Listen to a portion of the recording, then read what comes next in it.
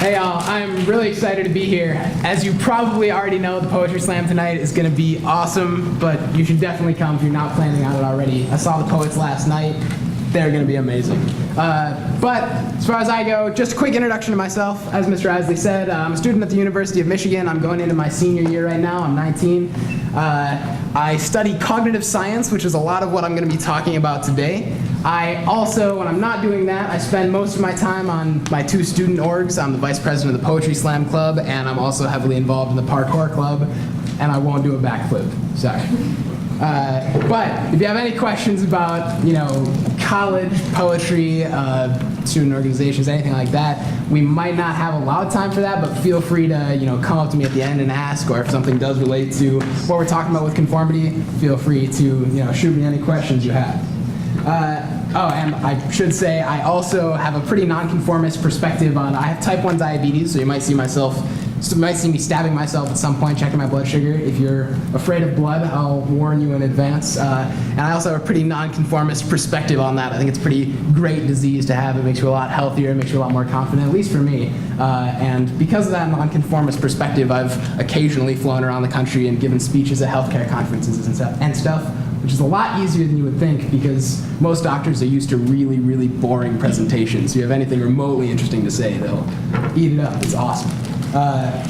But what I'm going to talk about today is the cognitive science of conformity and decision making as far as some random stuff I picked up through my first few years at U of M. Cognitive science is an interdisciplinary perspective on the human mind and brain. So it's from neuroscience at the most concrete, how about those myelin sheaths, to the most abstract, the philosophy of the mind, like what if we're all brains and vats? How does that affect what we think we know?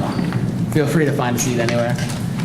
I should say also, if you have any questions or any thoughts, I definitely want this to be interactive, so feel free to raise your hand, even if I'm mid-sentence, especially if it's something like, Trevor, we can't hear you. Definitely raise your hand and shout that out. So, in this lecture, I'm interested in how to make good decisions. I'm going to propose an interesting idea about conformity, basically the idea that conformity versus nonconformity might not actually matter. Mr. Eisley's whole project might just be totally ridiculous. Got him. But then I'm going to go into a little bit about how humans do think, maybe how they should think as opposed to how they do, and switch around, if we get time at the end, to a philosophical perspective on how conformity might be the only thing that actually matters, which is often what happens in phil classes in college. You start with a question, and then you deconstruct it to the point where you think there's no right answer. But I'm hoping that you'll come away with some new thoughts at the end of this. So I'm going to start with a poem about conformity. Not by me, it's by Philip Larkin, called This Be the Verse. I've censored it slightly, but it goes like this. They F you up, your mom and dad. They may not mean to, but they do. They fill you with the faults they had and add some extra just for you. But they were effed up in their turn by men with old-style hats and coats who half the time were sloppy stern and half at one another's throats.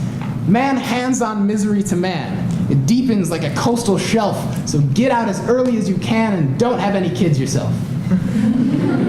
It's one of my favorite poems that's not a slam poem. It's also interesting as far as conformity goes. I'm going to unpack a little bit for you. So here we have the first important thing about this is that it's a decision. The decision of whether to have kids or not. The second important thing is there's pressure on both sides, both to conform and not to conform. These are the types of decisions I'm interested in, where there's pressure both to conform and not to conform. So you have Philip Larkin telling you, don't have any kids. All these people conforming and having kids, they're doing it wrong. They're extending this cycle of misery forever. And of course, you have pressure to conform from just the fact that most people do have kids. You were probably raised in an environment where most people around you either were kids or had kids, so there's pressure on both sides. And the final important part of this particular issue is there's consequences either way. If you decide to have kids or not to have kids, there's going to be, it's going to be life-altering either way. So these are the types of decisions I'm looking at. Decisions that are conscious, that have consequences, and that have pressure both to conform and not to conform. So before we get into a little bit more of the cognitive science stuff, I want you guys you can either shout out or raise your hands. What are just some factors you might consider if you're deciding whether to have kids? Picture yourself in your future. Yeah. Financials. Financials, good. What else? I mean, I might write some of these down, unless you want to throw some up on the board. Yeah, go ahead. If you're married or not. If you're married or not. Fantastic. What else? There's a lot of things. Yes? If you even like kids. If you even like kids. That's probably very important. All right. Is that a hand up there? Sure. Go ahead. Age? Age. Yeah, that's a good one. Both genetically and in your place in life. Family health history. Family health history. I wouldn't have thought of that. I probably should at some point. Go ahead. Your partner's opinion. Yeah, your partner's opinion. Absolutely. It can't just be you. So, I think we're good with this for now. I'm going to suggest some other things you might consider.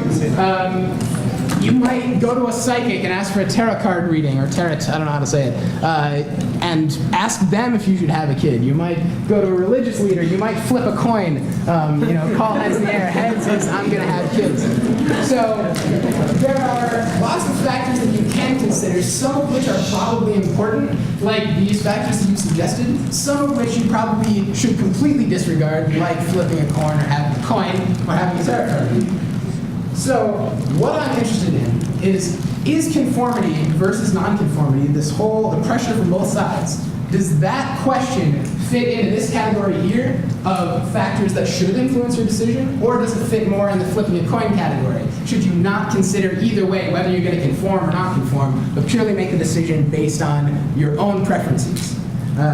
So you would be, if you did that, you'd be ignoring both Philip Larkin telling you not to have kids and the popular opinion telling you to have kids, and purely making a decision, based on your own thinking. So this idea that conformity versus nonconformity shouldn't matter at all, I'm going to call this the conformity agnostic position. I should probably write that down because I was so surprised that I thought that. All right, nobody laughed at my fourth grade handwriting, but you laughed. Conformity agnostic. If I spell something wrong at any point, let me know. Raise your hand. Agnostic. All right. So I've been told, I'm sure you guys did it already, but I've been told that this position can sometimes be confusing, so I'm going to illustrate it with a very short example. Let's say we're all in a big group, we're partying after the poetry slam, we decide to go to Great Lakes. Is Panda Express still at Great Lakes? Yes. Nice, I eat there all the time. I have celiac disease now, so I can't eat at Panda Express, but let's pretend I don't have celiac disease. We're all going, and we're like, all right, we're going to get Panda Express. We're really jazzed about it. And then one person, let's make it me for the sake of argument, thinks, I'm not sure if I want Panda Express. Maybe I want, what's another restaurant? Taco Bell. Yeah. Both good choices. Exactly. So how am I going to make this decision? There are factors related to conformity and nonconformity at play potentially here. So I might want to stand in line with all of my friends. I might not be the guy. I might not want to be the guy that's like, yeah, I'm going to do my own thing, and look too much like I'm trying to be a hipster. So I have pressure to conform. I also might have pressure not to conform. I might want to be the unique guy that rebelled against the crowd and got Taco Bell. I might want to bring it back and be like, look at this amazing burrito. I made the right decision. You guys were all wrong.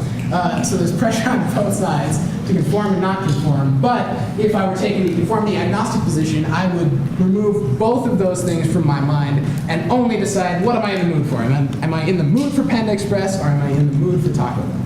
And I think that it's a really appealing position, at least for me, who I like to, I'm kind of a troll, I like to be really independent. I like the idea of coming in here and saying, like, whether it's conformity or non-conformity, it doesn't matter, like, just go with what you believe in. But I'm going to get into how there might be some problem with that position. Still, I want to hear first impressions. Do you think there are any advantages or disadvantages of taking this position and ignoring both sides of the conformity debate? Any ideas? Sorry, speak up. Well, I feel like this is how I operate, though. Yeah, for sure. I think me as well, many times. Go ahead. Like, it might depend on morals. Like, you might do something that makes you feel comfortable, but might not be morally correct or acceptable. Interesting. Yeah, we'll definitely get into the idea later if we have time of what's morally acceptable in different cultures as well. For sure. Go ahead. Well, you won't get so caught up with what others are thinking. You just do what you do. Right. Definitely. for me, it can sometimes be hard to distinguish between this sort of conformity agnostic position and the position of I'm going to do my own thing completely to the exclusion of everyone else. It's very easy to fall into the nonconformist position when thinking about this, so it's important to distinguish between the two. But yeah, these are all good ideas. So if you are going to be conformity agnostic, you're going to make your own decisions all the time, regardless of whether it's conforming or not. You're going to have to be doing a lot of thinking for yourself, not taking into account others' ideas. So I want to give you a couple interesting facts and tidbits about how humans tend to think. How good are we at making our own decisions? Because I really I'm hoping that by the end of this lecture, I'll know exactly how to approach whether to have kids or not in my future. And I really want to make the correct decision. So I want to talk about human decision making a little bit. So one, how do we go about it? And two, are we adequate at making decisions for ourselves? And we really have to rely on others. Follow me so far? Any questions? All right. So one interesting thing about how the human mind works when making decisions is that we often employ what's called heuristics as opposed to algorithms, which means we don't necessarily make decisions in a perfectly rational step-by-step way, but rather we sort of use shortcuts and different methods to make the problem easier for ourselves, which sometimes can lead us into errors, but also can help us out a lot. So the prototypical example is how to catch a baseball. If somebody's throwing a baseball at you, you're not going to sit down and do all the calculus of projectile motion to decide how to catch it. What's actually happening is that your brain is making some guesses based on monocular and binocular depth cues. How big is the baseball in your visual field? How are the shadows moving? And based on my past experience, I know kind of where the baseball is going to be at based on the way it's moving. That's an example of a heuristic. And those can be very helpful for things like that. But heuristics can also lead you astray quite frequently, in the same way that your visual field can be screwed up by optical illusions. Your thinking can also be subject to the same problem. So we're going to do an experiment. I'm going to see if you guys are more astute than the average psychology subject. I'm going to give you guys a couple of questions. So we have two diseases. I want you to estimate which one is more common in America. All right? So we have, on the one hand, there's breast cancer, and on the other hand, there's diabetes. Which one of these is more common? Everyone follow me? Raise your hand if you think breast cancer is more common in America than diabetes.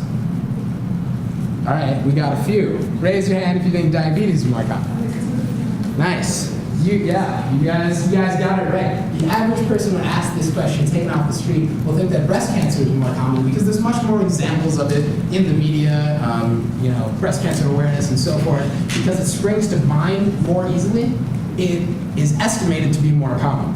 And I think you guys will get the idea for sure with the next example. I bet you can guess. Death by stroke. Oh, go ahead. But were we biased by the fact that you prefaced that by saying that you're diabetic? Absolutely, absolutely. And also by the fact that I introduced heuristics in advance. So it's a good call for sure. If you're designing an experiment, don't let out that sort of information. And I think because of that, you guys are probably going to know the answer to my next question, which is what's more common, death by stroke or death by all types of accidents combined, whether it's car accidents, airplane accidents, you tripped and fell and killed yourself, which was horribly tragic. Death by accidents being more common than strokes. All right, death by strokes being more common than accidents. So, this is interesting because you guys are making me doubt my research. But as far as I know, and I'm fairly sure this is accurate. Actually, I know that strokes are more common than accidents. It may be that the death rate is different, but this is a good point. I need to look into this more. I'm going to tell you. I'm going to act like I'm confident. This is my confident face. Strokes are more common than accidents. Either way, you certainly have more access to examples of strokes, or examples of accidents, I'm sorry. They come to mind much more easily, which is why most of you, including me right now, are suspicious that accidents might be more common.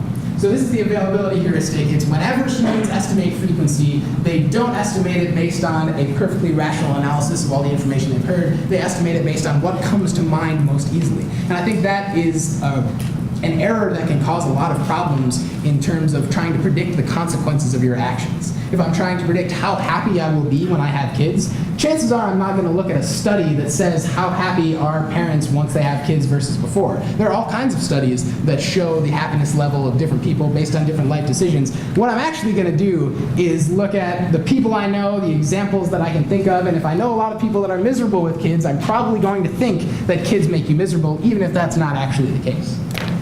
So this is an example of how humans can think that they're reasoning very well, but in actuality are not doing so. Let me check on how much time I have. All right, we're doing good. So again, actually, let me ask you, how persuaded are you by the idea that humans might not be as rational as we seem to think they are? I got some nods. Does anyone think that our brains are working a lot better than I seem to be giving us credit for? Or some hands over here, any thoughts? What did you ask? So how persuaded are you by the idea that humans are actually less rational than we seem to think we are? We make a lot of rough guesses, but we think that we're actually reasoning in a very robust way. All right, so we got some doubt. I'm also, in a previous class, Mr. Eislie, I believe, mentioned different ways of knowing things and how some people make decisions more based on reason, others more based on emotion. In a second, I'm going to talk about how both of those things can be suspect and how they actually can run into each other. Your reason can screw with your emotional decision making, and your emotions can mess up your reasoning. And if all this is actually true, as I hope to persuade you, perhaps, it's going to make the conformity agnostic position, the position that I usually take, seem pretty silly to think that you can make all these decisions on your own without help. But yeah, let me give you one example of conscious judgment running into intuition. Here, I'm giving you a little demonstration. So, as I said earlier, I train parkour. One thing that happens in parkour often is that when you're approaching a challenge, so let's say I want to dive Kong over this table. I'm just going to vault this direction over the table, right? When you're approaching the challenge, the first thing you do in parkour is look at it rationally and try to assess all the variables. First, I'm going to see how likely is this to move. Okay, it's pretty likely. That adds a little danger. Test the sturdiness. I need to test my technique. Turn it sideways and see how hard it is to jump over it sideways. Not hard. Now, I've got to approach jumping over this. I'm pretty sure I can do it. I'm confident in my technique. I've done jumps like this before. I've really psyched myself up rationally to say, I can make this jump. The one thing that happens quite often is you psych yourself up and maybe put on your pump up music, you run up to it, and you just freeze. You can't make yourself go for it. A lot of times when this happens in parkour, people get really down on themselves. They start swearing at themselves and saying that, I'm trash at parkour. I can't believe I can't make myself do this jump. It's so easy. But what might actually be happening from a cognitive perspective is that you've subconsciously identified a rational fear that you have that you consciously weren't able to deal with. So, for example, there might be a lot of things that I just didn't even consider in my rational analysis. What happens? Of course, now I'm explicating them, it's kind of messing up the example, but for the sake of argument, let's say that I didn't consider what happens if I overshoot this jump and land here and have to roll into the chairs. I'm pretty sure that would hurt me a lot, but that might have been the type of thing that subconsciously I was aware of. Oh no, what happens if I go too far? But consciously, it didn't enter into my perspective. So what's happening here is I think I've made the perfect decision. I'm going to jump. But I can't make myself do it because there's something subconsciously getting in the way. I might try this later, actually. Later. All right. So when it comes to your conscious reasoning, oftentimes your intuition can get the better of you and actually provide you the right answer more often than not. Quick show of hands. If you're approaching something like this, would you rather trust your conscious reasoning or your judgment? Who would rather make a conscious effort to list, pros and cons and decide whether they would do the jump or not? All right, good. Nice. And who would rather trust their intuition? More people. Okay. I think. Can I add that most times when I do that, my intuition's wrong, but I still use my intuition? That's fair. That's fair. Well, in this case, I guess the intuition to stop yourself from jumping is going to be different than intuition to just go for it. Right, yeah. Yeah, that's interesting. Question. It brings up the question of, if you sit there and list, are you giving your intuition more things to be scared of? That is, I've thought about that a lot, actually. I think that can definitely happen. It does get really messy when you have the interactions between intuition and conscious thought. One can certainly influence the other. So yeah, good catch there. In fact, I just for the sake of not hyping up intuition too much, there's certainly times when your intuitions can guide you in the wrong place physically. So for instance, if you find yourself falling backwards, the worst thing you can do, which is also what humans are most likely to do when they fall backwards, is to put their hand behind themselves like this. That is how you break your wrist. One time I sprained my wrist doing a flat broad jump on grass, which basically means I was just doing this. I didn't realize the grass was wet. It had rained before. I slipped. I ate it. And I sprained my wrist, and I was out for 2 weeks. My intuition led me horribly astray at that point, even though I knew that what I should have done is just back rolled, which would have probably hurt my shoulders depending on how fast I was going, but would have been much better than bracing my hand behind me. In the same way, I think your intuitions, in the same way as your intuition can lead you wrong physically there, it can also, a lot of people would argue, affect your conscious reasoning to the point where you make bad decisions in other realms besides the physical. So, yeah, we have time. Raise your hand if in any philosophical pursuits you've been exposed to the trolley problems before. All right, one. If you ever take a philosophy class, you will be so sick of these by the end. I don't blame you if you fall asleep during this portion. But this is an example of when people's intuitions and their reasoning come apart, and oftentimes they can't figure out why. So I'm going to give you a scenario, and I'm going to ask you what the morally right decision is. Actually, I'm going to give you 2 scenarios. Put your ethics hats on. I can see the philosophy department at U of M actually putting out ethics hats. It would be so terrible. Okay, so imagine this. I'm going to erase some stuff and see if I can draw it on the board. We have, can you guys see the board, by the way? How big do I need it, right? You're good. All right, brilliant. Sorry, conformity agnostic, you're going away. I hope you guys remember. So, here we have some sort of a track. On this track, there is a large, possibly motorized vehicle. This is my trolley. I know I'm a brilliant artist. It is hurtling down this track, and at the end of it, there are 2 branches. Here and here. Here, we have 5 people on this track. They're unaware of this big trolley hurtling towards them. Here we have 1 worker. Maybe this is in a mine somewhere, for instance. Now, you are the mechanic. You realize too late that the trolley is out of control and it's going to smash into one of those 2 ends. Right now, it's hurtling towards the 5 people. If it goes down that track, it's going to hit and kill all 5 of them. You have a switch in front of you. The only thing you can do to potentially alleviate this situation is pull the lever, at which point the trolley will change tracks and go down the other one. It'll still hit and kill the 1 person on the other track, but you will have saved the 5. Everyone understand? All right, so if you would pull the lever, killing the 1 to save the 5, raise your hand. Most people. Anybody want to give an argument for why you shouldn't pull the lever? Go ahead. You could know that 1 person. Yeah, for sure.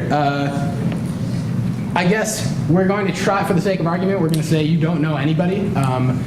It will certainly change if you know a person on either track, if you knew one of the 5 people, or if you knew all 5. That would definitely affect you. All right, now, most people answer much as you have. Now imagine that instead of a switch and another track, you are standing up here on a crosswalk. You see that the trolley is coming, and the only thing you can do to stop it from hitting and killing these 5 people is to push your neighbor off of the overhang onto the track. He'll fall down, get hit by the trolley, and killed instantly, but because of the way the trolley works, it'll then stop. So, in some ways, we have the exact same scenario. We are going to kill 1 person to save 5. Raise your hand if you would push the person off the edge. All right, more than I expected. Oh yeah. You can definitely jump. Yeah, the way to get out of this is you can definitely jump off the edge yourself and be the hero and save them. But assuming that you're not going to do that for whatever reason, maybe you have a small infant at home and you need to save them. Maybe it's psychologically impossible for humans to actually sacrifice themselves that way. I've heard that position. I don't believe it, but for the sake of argument, most people choose not to push the person off the track. Most people do choose to pull the lever. And one thing that's been made out of this in cognitive science, which is really interesting, they ran a study where they had people sit down and were hooked up to, I think, an EEG, a brain scanner, essentially.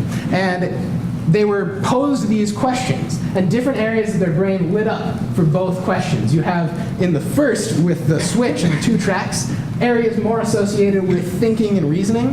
And then second, you had areas more associated with emotion. And the conclusions that the researchers drew from this was basically that you should be making the same type of decision in both cases. You should be running the utilitarian calculus to say, I'm going to kill one person to save 5. I do that every time. But because it's just so viscerally disgusting to think of yourself pushing someone over the edge of a bridge, your emotion short circuits your judgment, and you can't actually get yourself to think clearly. And so one argument that's sometimes made from this data, and it's certainly not cut and dried, but one argument that's sometimes made is that your intuition is just getting in the way of your judgment, and you should ignore it entirely. Hopefully at this point, I've presented some reasons to think that our reasoning is a little bit flawed, both our logical reasoning and our intuitions. And if it is the case that people are actually as bad at thinking as I seem to have put across, then maybe the idea of being conformity agnostic, making your own decisions regardless of what other people are doing, is the worst thing that you could possibly do. I am not sure about that, but I would imagine there's some doubt in the crowd. I don't know. I want to hear if there are any opinions or outstanding questions at this point, either on the trolley problems or the idea of conformity. Have you guys been swayed either direction, or are you stuck in the middle? Raise your hand if you're not quite sure what to think. All right, awesome. That's how I feel most of the time.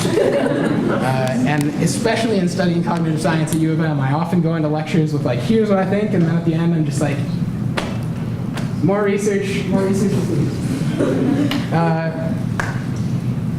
So, does the idea that an individual might be bad at reasoning make it more important to look at what others are doing? Well, sometimes I'm also going to give you some examples of the ways groups can make good decisions and bad decisions. Just some quick ones. One thing you may have been exposed to, we call this the wisdom of the crowds. And it's an experiment that's been repeated over and over again with a still kind of inexplicable result, which is that if one person estimates the amount of something or the weight of something, the classic example, which I couldn't pull off a prop. I was going to bring in a cow, but I couldn't bring in a cow to estimate the weight of it. Unfortunately, I just couldn't get access to one. It sucked.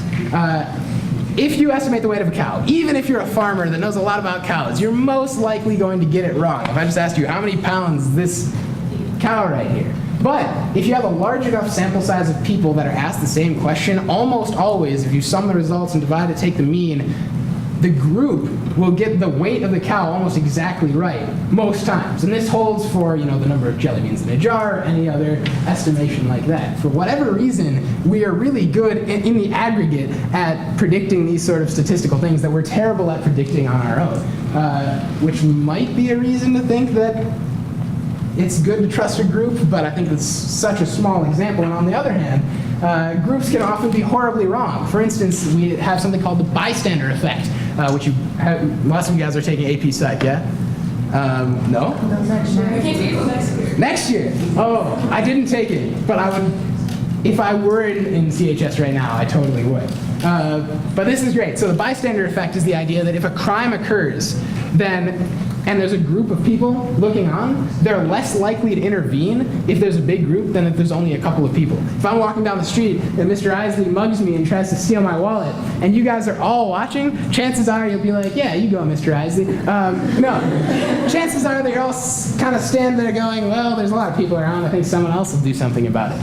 But if only 1 or 2 people watch, then they're much more likely to have the responsibility on themselves to intercede. And pro tip, if this is your other survival takeaway, don't stick your hand behind yourself. And if you do ever get mugged in a big crowd, it's best to single out a particular person and be like, you there, blue shirt, call 911. Because that puts the responsibility back onto them and sort of forces them not to fall into this conformist mentality of, I'm not going to do anything because someone else is going to do it.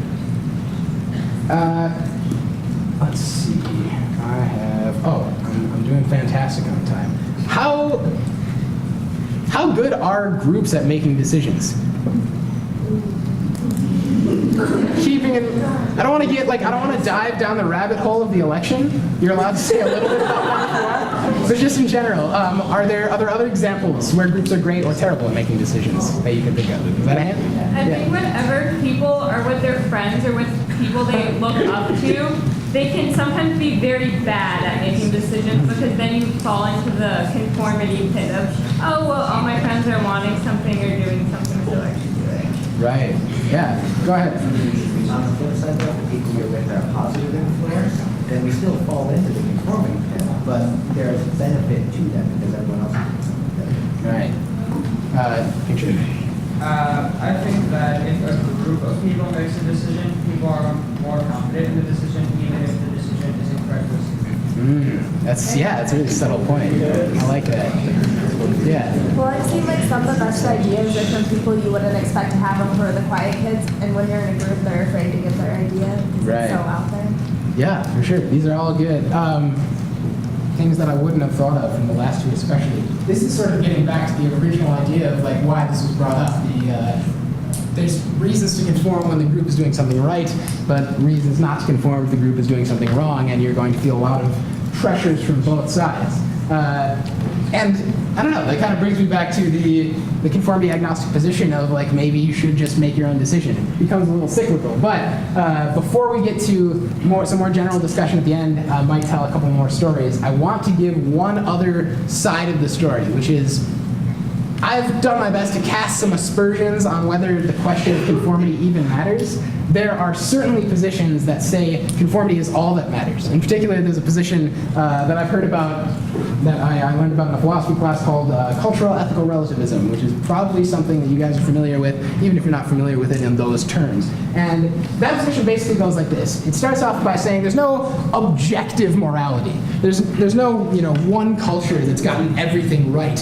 And furthermore, no one culture is better than another. It's not like we're so much smarter or more advanced than such and such culture that's doing something you disagree with morally. So am I going too fast? Okay. And so it gets to the point eventually that if all these cultures are equally valid, there's no one objective moral truth, maybe we should be judging whether somebody's decision is right or wrong, not based on sort of its own vacuous merits, but based on how it fits into the culture itself. So the idea is that conformity here is the only thing that matters in assessing morality. It's not whether your decision is great on its own, it's how does your society feel about your decision. So let's go back to the example of Mr. Eislie mugging me.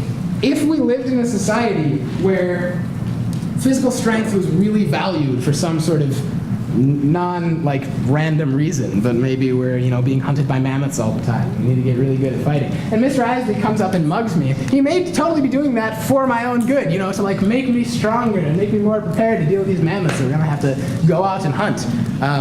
My plan for the mammoths is to spit some poems while Eislie kills them, just to hype them up. But in that culture, the cultural relativist would say Mr. Eislie totally did the right thing. If he did it in our culture, if he just came up and mugged me, I would certainly say he did the wrong thing, and I think most people would as well. I find this position really interesting because it's really appealing to say, let's be tolerant of other cultures. Let's say no moral decision is wrong in and of itself, it's only wrong in terms of how it fits into that culture. But on the other hand, it makes it really hard to evaluate moral progress, especially if you look at certain issues that we think we've moved past. In the past it was morally permissible to do something, but now it's not morally permissible. If it's really good or bad only based on the culture that it's in, then those then we can't really judge even our past cultures. We can't look at 100 years ago and say those guys were idiots. They didn't know what they were doing. We have to say, well, they were doing what they thought was right at the time and conforming to their culture. As far as morality goes, do you guys think it makes a difference what everyone around you is doing? Or do you think that even if your whole society is totally different from your personal moral views, you should follow your own views no matter what? I'm sure there's a balance. Go ahead. Okay, so, well, I think, it's your life. At the end of the day, if you're going to sit there, like, I can't remember, it was like a couple weeks ago, there was this video, and they were talking about all these old people who were dying. They said, like, what was your biggest regret? And they're saying not doing things or things that they should have done. So I'm like, if you're going to look back on your life and you're either going to, like, hate that you made a decision or be wishing that you did, then just do it. Like, that's just... Yeah, I definitely very sympathetic to that. But what about when your decisions affect other people? Do we... They can suck it up.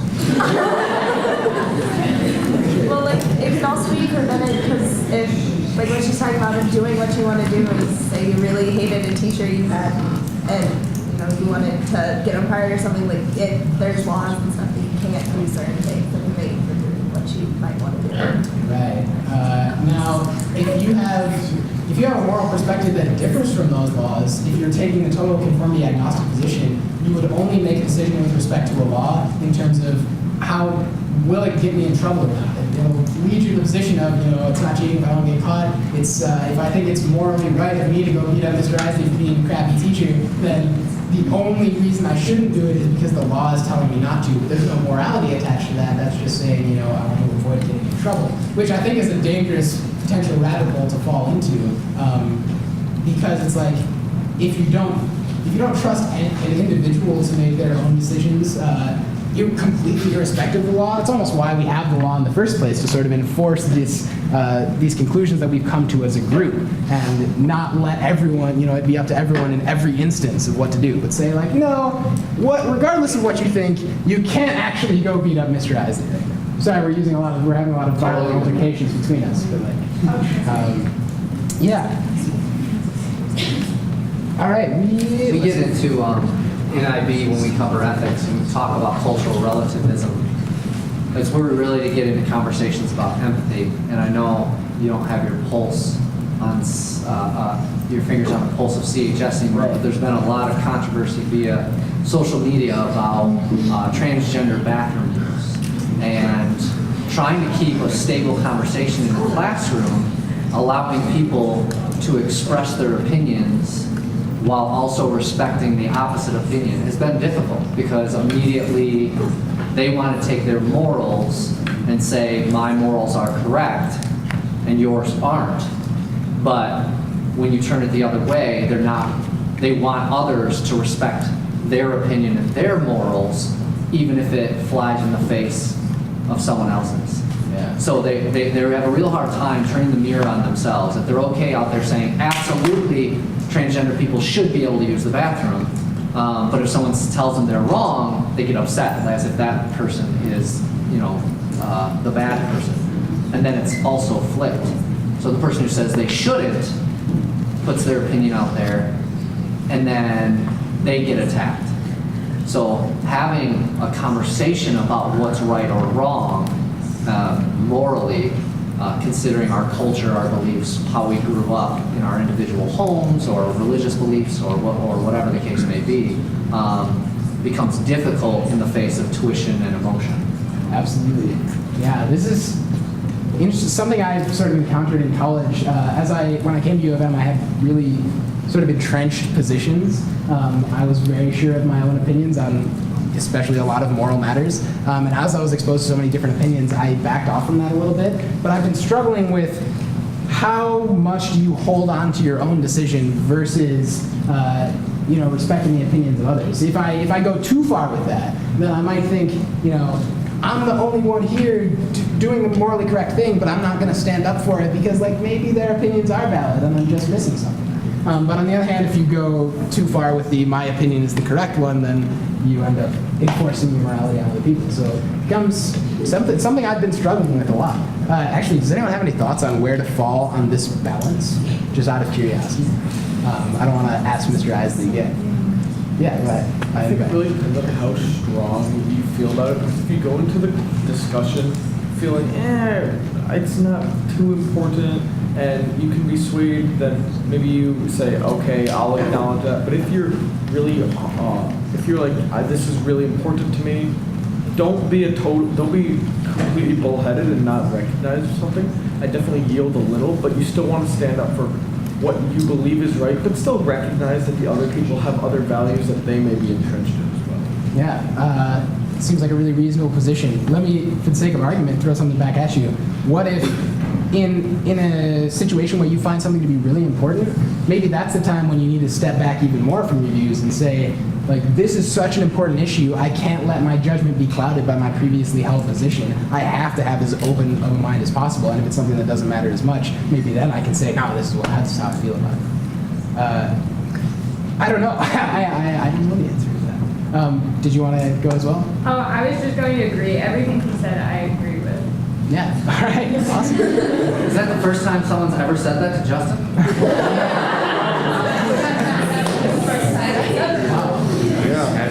I was here for a historic moment. All right, I'm just going to wrap up. I've actually managed to cover most of the topics that I wanted to. So just in conclusion, there are a ton of reasons to make a decision, like the decision of whether to have kids. Should you make your decisions based on conformity or nonconformity, or should you completely ignore both sides? I'm not really sure. I think there's reasons to think only for yourself. I think there's also reasons to look at what the group is thinking, especially because you don't want to become so entrenched in your own opinions when they might be wrong. At this point, I just want to open it up to any other thoughts and questions that you guys might have, whether it be about conformity or just about something else that I have said. I've often found that some of my favorite insights came when somebody gave a lecture and I was like, they're totally missing the point. They didn't even talk about this. So if you want to bring up something like that, feel free. Or if you just have questions about college, that's also fun. If at any point you want to take over. Want to hear from some people? Yeah. Guys, this is it. This is the last lecture from here on out. You're on your own. And the reason I brought Trevor in last is because by some twist of fate, it worked out for Poetry Slam as well as scheduling, but I knew he was going to just talk about life and life decisions. We brought people in front of you who are talking about mathematics and science and philosophy and thinking across the board and connecting curriculums. But I wanted Trevor to give you guys an aspect that is a little less in the classroom academic, even though he gave us a lot of good academic knowledge. But where do you guys stand on this now? Let's have this conversation about conformity and nonconformity, and what are you going to do in your videos, and how do you feel about this project? Where is it going? Has it made you think about things differently? This is the last time we'll be getting together as a large group before videos are turned in. So, Connor? So for our project, we kind of started it, and I got to interview this guy named Tyree, and he's an artist in downtown Detroit, and he's responsible for the Heidelberg project. We've known about that. It's a huge art installation in downtown Detroit. But anyway, I interviewed him and I said, like, what makes you happy? And he said this. He said doing this, even though this guy is like world-renowned artist. Like 140 some countries have come to visit his art installation, but he drives like a crappy truck and he doesn't really make any money. All of his art is like not for profit. And so, like even I feel like what you were talking about with the conformity of agnostic really connects to that. So he's not doing what people think he should do. Like artists do stuff, but they make money off of it. And he's saying, no, I just want to do what makes me happy. Yeah, that's a great example. I definitely am sympathetic to the idea of like he's not doing this just to be different, to make a name for himself by doing an art project that nobody's done. He's just doing what he wants to do, and whether that happens to conform or not, it makes him happy. So that's great. That's a good question to ask as well. I guess the biggest thing that I'm struggling with comprehending is like the whole conformity agnostic thing as far as what really is individual thinking. Because if I were, like you were to say earlier, if it's something that I hold like very dear and true to who I am, I should take a complete huge step back and just assess all the information. But how do I know that the information I'm getting isn't biased? because it's very easy to be manipulated with logos like those stats. My turn. See, I lost my train of thought. Is that it's very easy to be manipulated. So at what point, how do I figure out what's really my thoughts and not what other people are telling me I should be thinking, even though it's being presented as like non-biased information?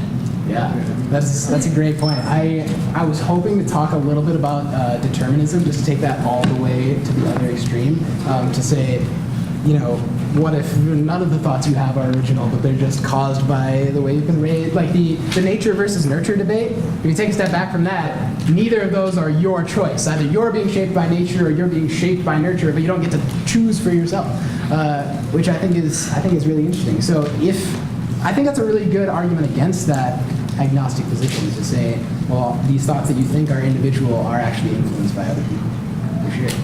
And now I'm looking back at some of my own decisions and thinking, like, it seemed so independent of me at the time to sort of start like a public speaking business. But now that I'm looking back on it more, my mom does presentations all the time. I heard interviews with people that did public speaking. I was really influenced to make that decision. It wasn't just like I had it out of the blue. Nice, I like it. In the end, I fall back on what does it matter? Those are the only thoughts you have, right? So you're working with what you have. And to get back to, I think, sort of what Ajane was saying, in the end, you're ultimately held responsible for yourself. So if you're in one of those big decisions about whether or not I should conform or not conform, or help someone on the street or not help someone on the street, regardless of your thinking, comes from influences from your parents or they're your own, you can't really tell the difference, and what does that matter? You still have to live day to day. I think it's one thing to get caught up in philosophy and the big questions in life and have those cool conversations about what does it all really mean. That's all fine and well, but you also have to put one foot in front of the other day to day. So, you have to do the best with the thinking that you have. And every once in a while, being reflective is really important about why I make the decisions. When I asked someone today, they said it makes me uncomfortable to think that somebody of the opposite sex could be in the same bathroom as me. Why does it make you uncomfortable? I don't know, it just does. Now, I'm not trying to rip on this student, but what I'm saying is, if I don't know, why do I have such a strong opinion? If I can't verbalize and rationalize and reason why it makes me uncomfortable, is it really something that I should be out there putting in someone's face, or should I take a step back and really think about well, it makes me uncomfortable because, and then if I can rationalize it and I can reason it, then I can stand confident in my thoughts, whether they're mine or not, right? And maybe that comes from rhetoric at home. Maybe it comes from rhetoric from your church. Maybe it comes from rhetoric from your friends. But if you've thought it through and you've acclimated it to yourself and it's become part of the way you think and who you are, then stand firm in that. But also know you can change your mind. I think that's the beautiful part about being human, is you can change your mind when you get more information. And when you figure things out, it actually doesn't get easier. It actually gets harder. The more you know, the less you know. That's a good question, though. Someone else? Go ahead. Justin. For you, do you know any information about, like, how, going back to what Hannah said, how different people think differently? So if you interviewed or looked at a math professor and asked him a question, and then you ask the same question to a professor on creative writing or philosophy, how all these different people's brains would react differently, would use different areas of the brain, think differently on the same topic? I don't know that I have a great answer for this one. We do know that people think differently, but in general, I've studied the brain, sort of the prototypical human brain. I think that my suspicion is, based on what I've learned, is that they would all follow the same processes, but use different information to reach the same conclusions. But yeah, it's a good question. I'll have to look into that. Just a reminder that tonight is the Poetry Slam at the PhD. It's 2 hours, companies with amazing poets, live music, dance, history, at 7 p.m. Again, Poetry Slam is in the PAC, $2 admission, starting at 7. Thank you. Parents tell you your moral beliefs and what your ethics are. And I guess relating to Hannah's question is, when does it start becoming your own thoughts instead of someone else's thought? Because especially in religion, you're told what these moral ethics are, and that's what you should be believing. You said that transgender is back, you start arguing with each other, and then what do you know is right? So I guess my question is, how do we know, kind of like Hannah's question, how do we know what is right and what is wrong? So like huge, like ethical life decision questions. Yeah, it's a great question. Right, yeah. Soon as we figure that out, we'll make a lot of money. I think you're on the right track. Like when you ask that question, like you're getting closer. Shh, guys. But at some point, I don't know. It might never actually be fully your own thinking, and I think that might be something you have to be okay with. In the same way that I wasn't raised with a religion, but I still grew up with certain beliefs ingrained in me by my parents, even though it wasn't part of a direct system. I also think that as far as religion go, a lot of ethical decisions sort of supervene on facts that we may not have access to. So if there actually is a God, I think that changes the answers to a lot of questions, and I may never know. So at some point, it just becomes, making your best guesses and trying to expose yourself to as many different opinions as possible so that you can feel like, while yours is still influenced, it at least went through more of a processing to become more unique to you. But that's the best I can do there. Good question. Know why you're doing what you're doing. Well, maybe not. Like, sometimes I feel like my dad, when I argue with him, he never provides good reasons. But he has good opinions. Just because he can't, I feel like I'm good enough at debate that I could come up with an argument for any position, even if I disagree with it, and I would win in an argument against whoever I was put up against. But that doesn't mean that they're wrong. It just means that I can explicate reasoning better than they can. Does it mean that the evidence itself or the reasoning is more important than that? Because you could have the best evidence in the world and if it's argued poorly, lose, or vice versa. Yeah. This is why I'm trying to teach you guys how to manipulate people. See what I'm saying? That's why I'm trying to arm you in the world. You're welcome. I should say also, sorry, for the sake of, I found college a lot easier than high school after IB, so I'm not go for it.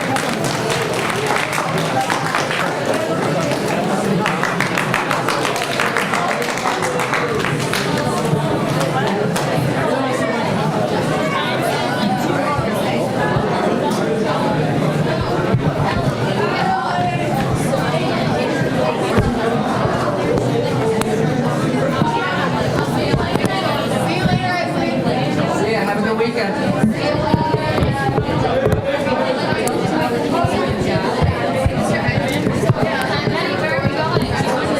What's that? 7 o'clock.